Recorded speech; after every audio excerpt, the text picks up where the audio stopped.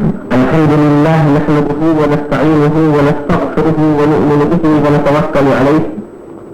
ونعوذ بالله من شرور أنفسنا ومن سيئات أعمالنا من يهد الله فلا مضل له ومن يضلله فلا هادي له ونشهد أن لا إله إلا الله وحده لا شريك له ونشهد أن سيدنا ونبينا وشفيعنا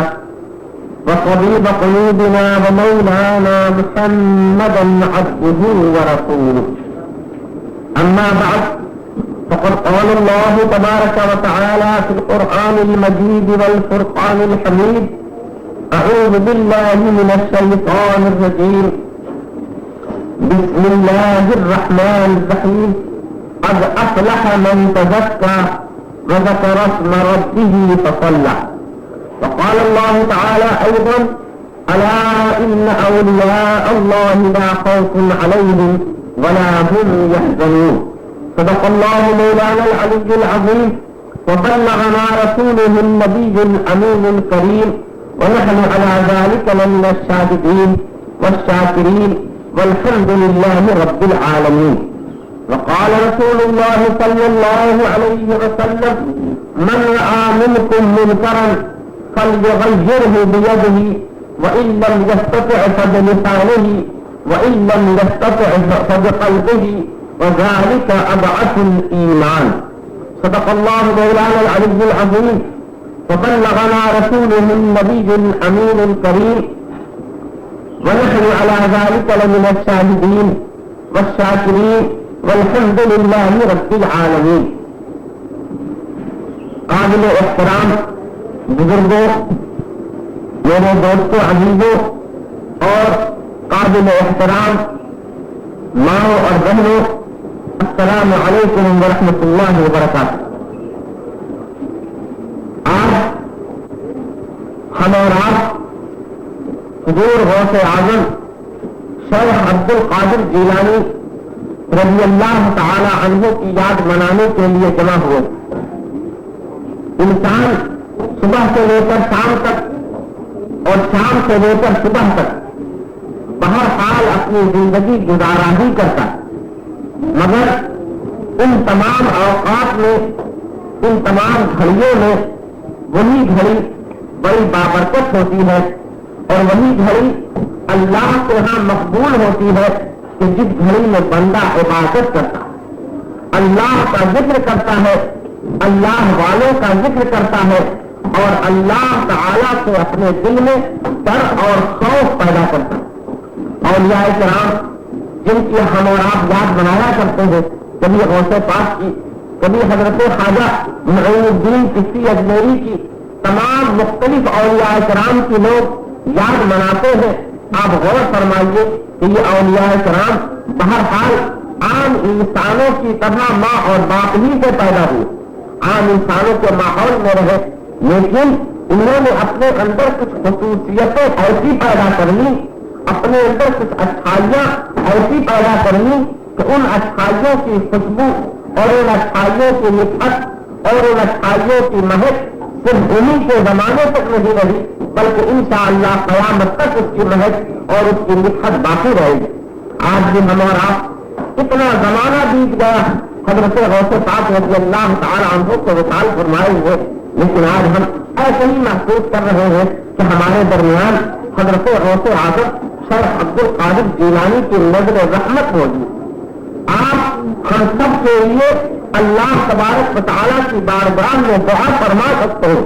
اور ہم سب کی مشکلات کو دور کرنے کے لیے اللہ تعالیٰ سے عرض کر سکتے ہیں. اور یہ صفت آدمی میں کب پیدا ہوتی ہے کہ جب آدمی اپنے جسم سے زیادہ اپنی روح پر توجہ دیتا، اپنے جسم سے کہیں زیادہ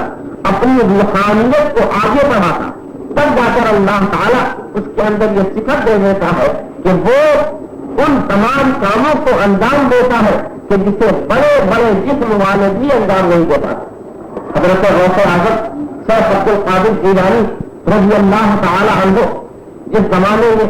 تشریف فرما ہے، وہ زمانہ ایسا نہیں تھا کہ جس زمانے میں لوگ اچھائیوں کو اچھائی اور برائی کو برائی ہی سمجھا کرتے تھے، لوگ اچھوں کو اچھا ہی سمجھتے تھے، اور لوگ برے کو برا ہی سمجھا کرتے تھے اور اچھائی کو اچھائی سمجھنا، برائی کو برائی سمجھنا، یہ اسلام اور ایمان کی بہت بڑی پہچان ہے۔ چنانچہ اس آیت کریمہ کے تلاوت کے بعد میں نے جس حدیث کی تلاوت کی ہے پہلے میں اس کا ترجمہ کر دوں، پھر اس کے بعد حضرت غوث پاک رضی اللہ تعالی عنہ کے متعلق عرض کرتا ہوں۔ حضور صلی اللہ تعالی علیہ وسلم ارشاد فرماتے من رأى منکم منکرا فلیغیرہ بیدہ، ان میں سے جو آدمی کسی برائی کو دیکھے تو اس کو اپنے ہاتھ سے دور کرے، وَإِن لَمْ يَسْتَطِعْ فَبِلِسَانِهِ، اور اگر ہاتھ کو دور کرنے کی طاقت نہیں رہ گئی تو کم سے کم اس کو زبان سے برا کرے۔ اور اگر حالات اتنے بگڑ گئے، حالات ایسے خراب ہو گئے، لوگوں کا ماحول اتنا خراب ہو گیا کہ لوگ نہ تو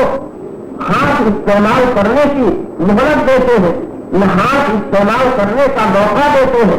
نہ کسی کو زبان کھولنے کا موقع دیتے ہیں، تو حضور صلی اللہ تعالی علیہ وسلم جن کو اللہ نے علم غیب عطا فرمایا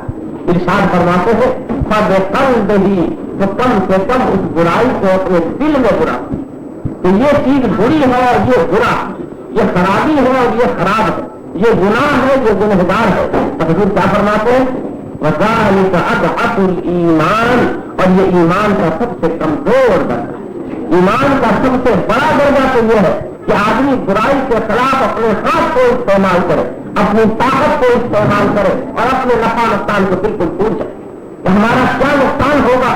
ہمارے لیے کیا بات ہوگی، اس کو فراموش کر جائے، صرف یہ سمجھے کہ اللہ تعالیٰ کے دین کے تحفظ کے لیے ہم کو اپنا ہاتھ اٹھانا ہے، اور یہ وہ ہاتھ ہے کہ جو ہم کو صرف ہاتھ اٹھا رہے ہیں دین کے تحفظ کے لیے۔ ہمارے آقا و مولا جناب محمد رسول اللہ صلی اللہ تعالی علیہ وسلم کے چہرے پر پتھر پڑے تھے اور آپ کا چہرہ نبی نہان ہو گیا، صحابہ کرام شہید ہوئے، اپنی گردنیں انہوں نے دین کے لیے کٹا دی، کوئی جائیداد کا پراپرٹی کا کوئی ذاتی دنیاوی مفاد ان کا نہیں تھا، بات صرف اتنی تھی کہ دین پر معاملہ آنا، دین کی محبت کا تقاضا یہ تھا کہ اب تمہارے خون کی ضرورت ہے، تو صحابہ نے اپنی گردنیں کروا دی تھی۔ اور حضور سرور کائنات صلی اللہ تعالی علیہ وسلم عام مسلمانوں کے لیے یہ 3 صورتیں بیان فرماتے ہیں کہ تم سے میں شہادت اور خون اور ان معاملات کا مطالبہ نہیں کرتا، بلکہ کم سے کم تمہیں برائی کو دور کرنے کے لیے اپنے ہاتھ کو استعمال کرنا چاہیے۔ ہاتھ نہیں کر سکتے،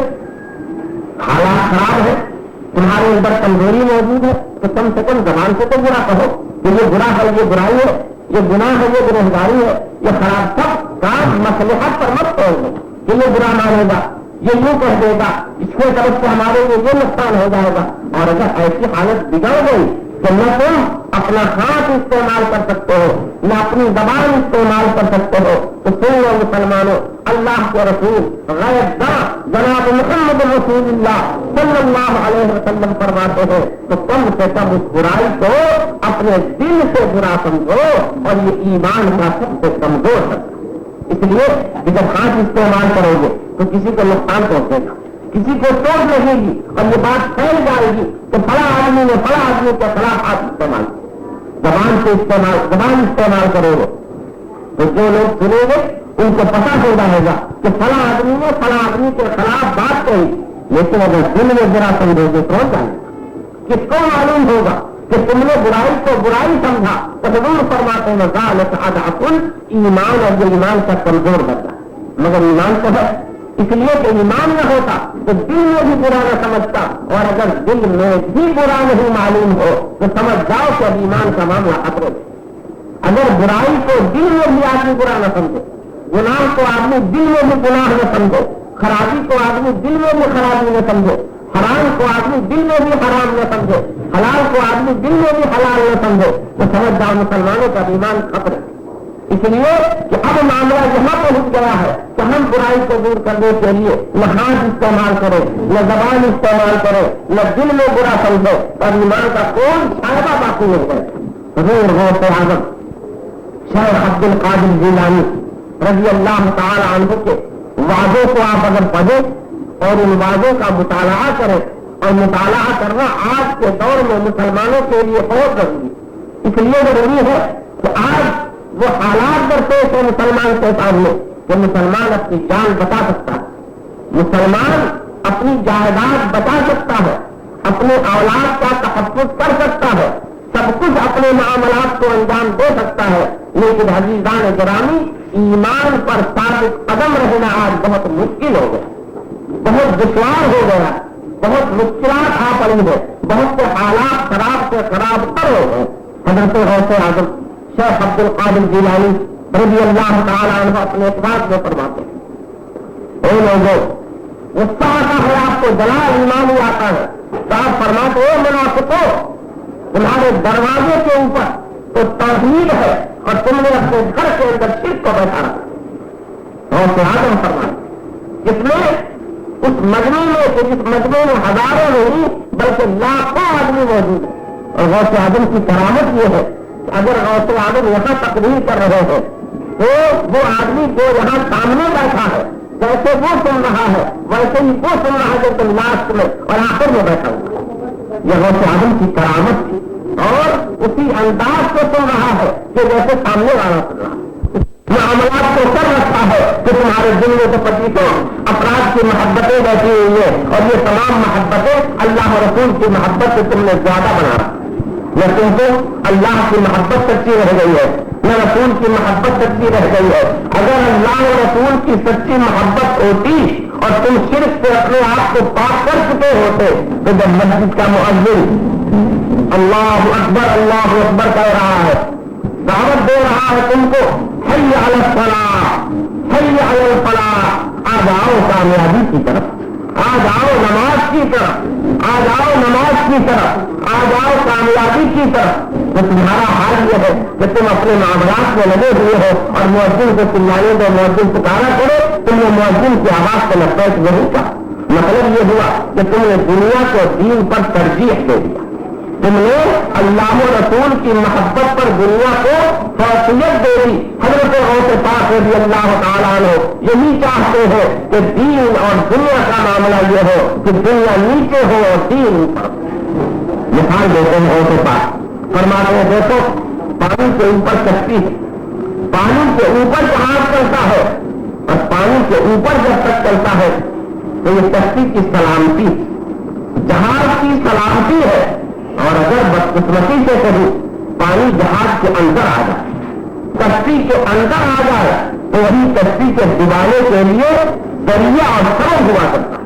تو ایسے ہی سمجھو دنیا کو کہ دنیا کے اوپر رہو گے تو بڑی تعلیم رہو گے، اور دنیا کو اگر تم نے دل میں اٹھا لیا تو ہلاک ہو جاؤ، برباد ہو جاؤ گے، چلتے پھرتے ہوئے مردے ہو گے، دیکھنے میں دنیا تم کو زندہ سمجھے گی لیکن شریعت کی نظر میں تم مردہ ہو جاؤ۔ حضرت غوث پاک رضی اللہ تعالیٰ عنہ نے برائیوں کو اس طرح سے دور فرمایا، اور جہاں جنگیں پڑی ہے تو آپ نے اپنے ہاتھ کا بھی استعمال فرمایا۔ قرآن کے انہیں واضح میں سے بعد میں آپ نے یہودی کو ایک مرتبہ مار بھی دیا، جو مارا تھا صرف اس لیے مارا تھا کہ وہ یہودی منافقت کیا کرتا تھا، اور حضرت غوث پاک کی مجلس میں بہت پکا ان کا غریب اور بہت پکا متوسل بنا کرتا، آپ نے مار کر اس کو نکالا، فرمایا نکل جا تو منافق ہے، لوگوں کو دھوکہ دیتا ہے، تیرے دل میں اسلام اور ایمان کا چاہتا بھی نہیں ہوتا۔ یہ برائیوں کو دور کرنے کا یہ انداز حضرت غوث پاک رضی اللہ تعالیٰ عنہ، اور یہ صفت انسان کے اندر کچھ تو تقویٰ سے پیدا ہوتی ہے، کچھ تو اللہ کرنے سے، کچھ تو ذکر خدا کرنے سے، کچھ تو محبت رسول صلی اللہ علیہ وسلم کے پیدا ہونے سے، اور کچھ میری بیٹی کے طور پر ماں باپ کی طرف سے بھی ملتا ہے۔ حضرت غوث پاک ان خصوصیات ولیوں میں سے ہے کہ جن کو وحی طور پر بھی ولایت ملی ہے، اور آپ نے اپنے تقویٰ اور زہد کے ذریعے سے بھی ولایت حاصل کی۔ چنانچہ حضرت غوث پاک کے والدہ کا قصہ جانتے ہیں، حضرت غوث پاک کے والد کا قصہ آپ جانتے ہو۔ ایسا نہیں تھا کہ غوث پاک کے والد کوئی دوسرے خراب آدمی ہو، والدہ ان کی کوئی خراب ہو اور وہ خود سے خالی اپنی محنت سے ولی بن گئے، ایسا ولی بھی بہت بڑی بات ہے۔ اس لیے کہ اندھے شیشوں میں چمکا ہمارا نبی صلی اللہ علیہ وسلم برائیوں کے ماحول میں اور برائیوں کے ماحول میں آدمی پروان چڑھ کر بھی پھر بھی برا نہ بنے یہ بھی بہت بڑی بات، لیکن یہ بہت بڑی خوش قسمتی ہے، یہ اللہ کا بہت بڑا کرم ہے کہ کسی کو اچھا ماحول بھی مل جائے۔ قرآن کے حضرت غوث پاک رضی اللہ تعالیٰ عنہ کے والد کون تھے اور ان کی والدہ کون تھی، یہ میں صرف اپنی بہنوں کے لیے سنا رہا ہوں تاکہ پتا چلے کہ اسلامی عورتوں کا کیا مزاج ہونا چاہیے اور اسلامی بہنوں کے اندر کون سی صفت پیدا ہونی چاہیے۔ حضرت غوث پاک کے والد عبادت کر رہے دھوپ کی شدت ہوئی اور انسان کے پاس دو نفس لگے ہوئے، ایک نفس امارہ ہے اور ایک نفس لوامہ ہے۔ غوث پاک نے اس کی تصریح تقریباً 62 واضح میں فرمایا، 62 واضح میں آپ نے نفس کے متعلق تقریر فرمائی کہ نفس لوامہ کیا ہے، نفس امارہ کیا ہے۔ اور نفس امارہ وہ ہے کہ جو آدمی کو برائی کا حکم دے، اور نفس لوامہ وہ ہے کہ جو برائی کرنے پر آدمی کو ملامت کرتی ہے، برا کرتی ہے۔ ہم نے اگر چوری کر لیا استغفر اللہ معاذ اللہ، اگر چوری ہم سے ہو گئی تو چوری کرانے والا ہمارے لیے کون ہے؟ نفس امارہ۔ اگر ہمارے اندر نفس لوامہ ہے تو چوری کے بعد ہمارا سب ڈوب جائے، ہمیں شرمندگی ہوگی، ہمیں افسوس ہوگا، یا اللہ ہم نے کیا گناہ کر دیا، اللہ ہم سے بہت بڑی غلطی ہو گئی، اللہ میں معافی مانگتا ہوں۔ جب نفس لوامہ کی آواز ہوگی اور جب بندہ نفس لوامہ کی آواز کو سن کر اور برائیوں کو چھوڑتا جاتا ہے تو اللہ اپنے فضل و کرم سے اسے ایک ایسا نفس عطا فرماتا ہے جس کو نفس مطمئنہ ہے۔ اس کا قرآن نے بھی ذکر فرمایا، یا ایتھا النفس المطمئنۃ ارجعی الی ربک راضیۃ مرضیہ، اے مطمئن نفس تو اپنے پروردگار کے پاس کی طرف لوٹ جا، ایسے تو تو بھی اس سے راضی ہے اور اللہ بھی اس سے راضی۔ یہ نفس مطمئنہ ہے۔ حضرت غوث پاک رضی اللہ تعالیٰ عنہ کے والد محترم عبادت کر رہے، دھوپ کی شدت تھی، نفس امارہ نے آپ کو اس بات پر ورغلایا، اس بات کی ترغیب دلائی کہ سامنے سے بہتا جا رہا ہے، اس کو کھا لو، دھوپ دور ہو جائے گی، دھوپ کی شدت کم ہو جائے گی۔ حضرت غوث پاک کے والد محترم حضرت ابو صالح زنگی رحمۃ اللہ تعالی علیہ سے اٹھا لیا، اٹھانے کے بعد ابھی ایک لقمہ کھایا تھا تو نفس لوامہ کی فوراً آواز آئی، ابو صالح کیا کرتا ہے، تجھے پرمیشن نہیں ہے، اجازت نہیں ہے کسی کی، کیوں کھایا تم نے؟ بدن کا اٹھا، چہرے سے ڈر پیدا ہوا، آنکھوں میں آنسو آیا، یا اللہ یہ تو حقوق العباد میں سے، یہ تو میں تجھ سے رو گڑگڑاؤں بھی تو معاف نہیں فرمائے گا، یہ تو بندے کا حق ہے، جب تک بندہ معاف نہیں کرے گا تو بھی معاف نہیں فرمائے گا، ہم کیسے معاف کراؤں؟ خیال آیا، اب نفس لوامہ کی آواز سن رہے ہیں، اب نفس امارہ کو دبا دیا ہے آپ نے، یہ مومن کی شان ہے۔ چلے ادھر سے بہتا ہوا آیا ہے، شاید کسی درخت کا گر گیا ہے، چلے دیکھے کہ کیا درخت، چلے ایک درخت دیکھا پھر جس کی شاخیں کسی پانی کی طرف لٹکی ہوئی تھی، سمجھے آخر ڈھونڈتے ڈھونڈتے اس کا دروازہ باغ کا ملا، باغ کے دربان سے اجازت مانگی، باغ کے اندر داخل ہوئے، باغ کے اندر جو داخل ہوئے تو باغ کا مالک کون تھا؟ باغ کا مالک کون تھا؟ کوئی دنیا دار آدمی نہیں، وہ تھا کہ جس کے چہرے سے معلوم ہوتا تھا 14ویں رات کا چاند چندہ راحت نورانی، بارش بہت مقدس چہرہ پورا ایک آدمی بیٹھا ہوا۔ حضرت غوث پاک رضی اللہ عنہ کے والد اندر تشریف لے گئے، ایسے گئے جیسے کوئی مجرم جاتا، جیسے کوئی گنہگار کسی اچھے آدمی کے پاس جاتا ہے، سلام کیا، کیا حضور مجھ سے بہت بڑی غلطی ہو گئی، میں اسی کے معافی کے لیے آپ کے پاس آیا، کیا کون سی غلطی ہو گئی؟ کیا حضور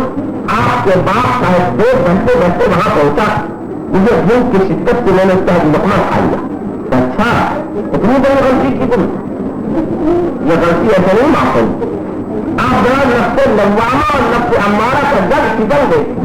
حضرت غوث اعظم کے والد محترم کو اگر نفس امارہ کی آواز سننی تھی تو کہہ دیتے کون بہت بڑا جرم کیا ہے میں نے، کون قتل کیا ہے میں نے، کہاں ڈاکہ ڈالا ہے میں نے، ارے ایک لقمہ ہی تو کھایا ہے، پھر میں خود بتا رہا ہوں آپ کو کہ میں نے کھایا، اگر نہ بتاتا تو آپ کو پتا بھی نہ ہوتا، آپ کو ضرورت بھی نہیں تھی اس کی، لیکن میں آیا اور آپ کو بتا رہا ہوں، آپ کو بہت بڑی غلطی ہو گئی۔ یہ نفس امارہ کی آواز، مگر نفس لوامہ کی آواز کیا تھی؟ کوئی بات آپ وہ سزا دینا چاہتے دیجیے، اس لیے کہ میں جانتا ہوں کہ جب تک آپ معاف نہیں کریں گے اللہ بھی معاف نہیں کرے۔ اسے گوارا ہے، یہاں کی بے عزتی گوارا، اس لیے کہ مسلمان رسپیکٹ اپنا اللہ کو چاہتا ہے اور دنیا سے کسی رسپیکٹ کو نہیں دیتی کہ دنیا میں کتنی بے عزتی ہو رہی، کیا تکلیف ہے۔ انہوں نے کہا دیکھو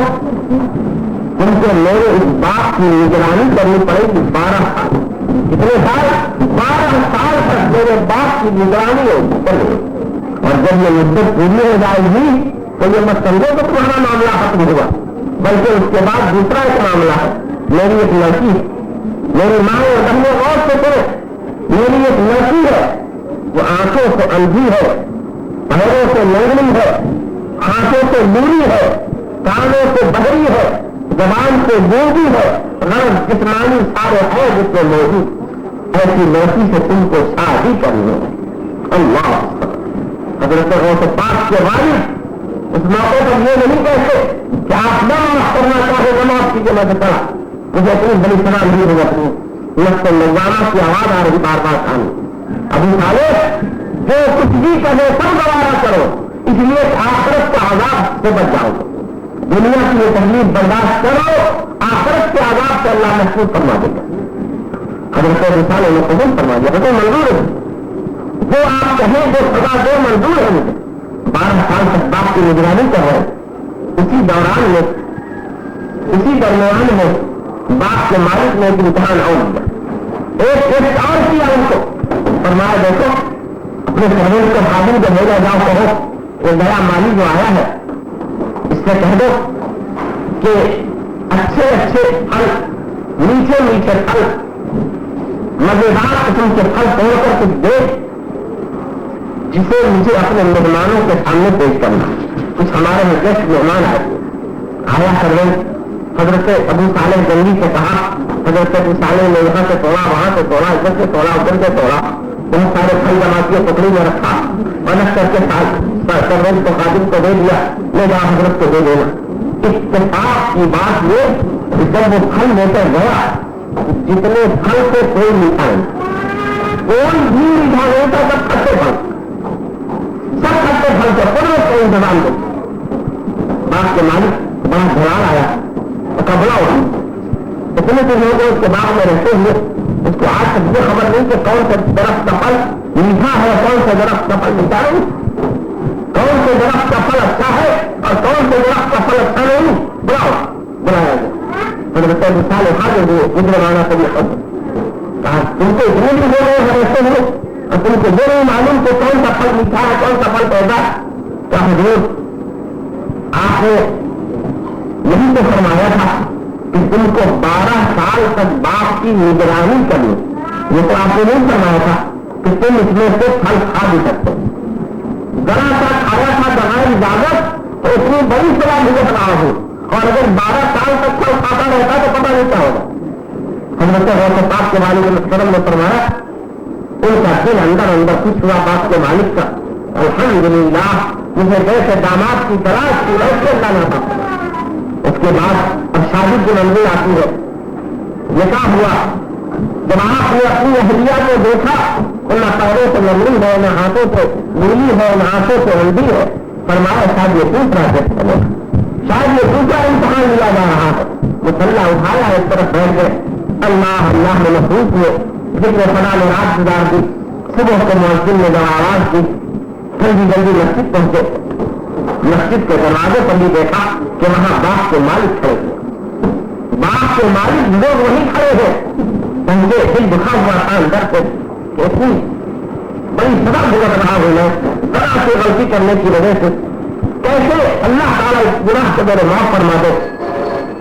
پہنچے بزرگ نے پوچھا کہو بیٹا کیا حال ہے؟ میں نے صفتیں بتائی تھی تمہاری دلہن کی، کوئی صفتیں صحیح ہے؟ جیسے کسی زخم پر نمک رکھ دو، دل بھر آیا، نکل گئے، رونے لگے، کہا حضور میں بہت گنہگار ہوں، میرا مزید امتحان نہ لیجیے، آپ نے جتنی صفتیں بتائی تھی ایک صفت اس میں موجود نہیں۔ باپ کے مالک نے پھر سے اسے چمٹایا اور کہا بیٹا مبارک خطروں کو وہ تمہاری ہی چنا، وہ تمہاری ہی بیوی ہے، اور میں نے تو یہ تم سے کہا تھا کہ وہ آنکھوں سے اندھی ہے تو اس کا مطلب دوسرا، یہ دنیا کا اندھاپن نہیں، اس کی آنکھیں دین کے معاملے میں جس چیز سے شریعت نے روک دیا اس کی طرف اس کی آنکھ نہیں کھلی کرتی، جس کام سے شریعت نے روک دیا اس پر کبھی اس کے پیر نہیں چلے، جس سے شریعت نے روک دیا اس پر اس کی طرف کبھی اس کا ہاتھ نہیں اٹھا، جس سے شریعت نے روک دیا کبھی اس کو اپنے کام سے نہیں سنا، جس کو شریعت نے روک دیا وہ زبان سے کبھی نہیں بولی۔ تو آنکھوں سے اندھی ہے دنیا کے معاملے، برائیوں کے معاملے میں،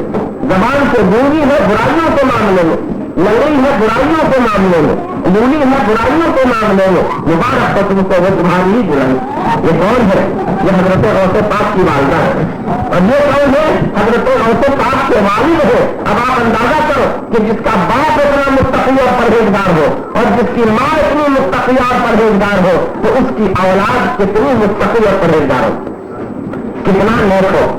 اسی لیے ہمیں اور آپ کے جب غوث پاک کی یاد بنانی ہے تو اس کا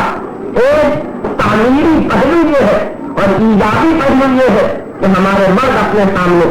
یہ تصور رکھے کہ غوث پاک کے والد نے غوث پاک کے لیے کس قدر قربانیاں پیش کی ہو جس کی وجہ سے غوث پاک بن گئے۔ ان کی والدہ محترمہ نے تقویٰ اور غوث کی کس طرح زندگی گزاری، پاکیزگی کی کیسی زندگی گزاری، تو اس سے ہماری ماں اور بہنیں سبق حاصل کرے۔ اور حضرت ابو صالح زنگی رحمۃ اللہ علیہ کی کرامات سے اور ان کے تقویٰ اور ان کے زور سے ہمارے مردوں کو سبق حاصل کرنا چاہیے، پھر جا کر ہم غوث پاک رحمۃ اللہ تعالی علیہ کی محبت کا سچا حق ادا کر سکتے اور ہماری زندگی میں کچھ تبدیلی آئے گی۔ اور حضور صلی اللہ تعالی علیہ وسلم نے یہی فرمایا ہے کہ جب برائی کو دیکھو تو ہاتھ سے دور کرو، ہاتھ سے نہیں دور کر سکتے زبان سے دور کرو، زبان سے نہیں دور کر سکتے تو کم سے کم تو دل میں برا سمجھو، اور یہ ایمان کا کمزور ترین بنتا ہے۔ آج ہمارا جس ماحول میں ہے کون مسلمان نہیں جانتا کہ برائی کا پھیلی ہے، باہر میں ہی گھر کے اندر پھیلی ہے۔ ایسے ماحول میں ضرورت ہے کہ ایسے ولیوں کا کردار اور ایسے ولیوں کی زندگی ہمارے سامنے ہو تاکہ ہمارے مرد بھی سدھرے اور ہماری عورتیں بھی سدھرے۔ اور آدمی جب بہت سے جرائم میں مبتلا ہوتا ہے تو ایک کمزوری کو دور کرتا ہے، اور اسکول کا لڑکا ہے تو وہ بہت پورے سبجیکٹ میں کمزور،